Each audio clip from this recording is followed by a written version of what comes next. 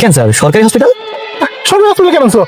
কি বলেন স্যার? সরকার আপনারা টক শুতে বললেন যে আপনি সবসময় সরকারি হসপিটাল প্রেফার করেন, হ্যাঁ? আপনার ফ্যামিলির কিছু হলে বা আপনার যদি কিছু হয় সবসময় আপনি সরকারি হসপিটালে যাবেন, তাই তো এখানে নিয়ে আসলাম। আমি তো কথার কথা বলছি, এটা কি আসল কথা নাকি? স্যার আপনি করবেন? আপনি আইসিইউ খুঁজতেছেন, হ্যাঁ? আর এই হচ্ছে সরকারি হাসপাতাল, ডাক্তাররা সব চেম্বারে চলে গেছে। আপনি কাজ করেন, ওইখানে গিয়ে বসেন, একটা টিকিট কাটেন, যখন ডাক্তার আসবো আপনি লিখে দিবেন। ভাই পিওনের বাচ্চা পিওন, ভাই কত বড় সাহস, তুই কার কইতাছস টিকিট কেটে সিরিয়াল ধরতে? হ্যাঁ, কেটে ছিল থেকে এই হলো আমাদের মন্ত্রী মহোদয়, আমাদের স্বাস্থ্যমন্ত্রী, আপনি কইতাছস টিকিট কেটে সিরিয়াল ধরতে?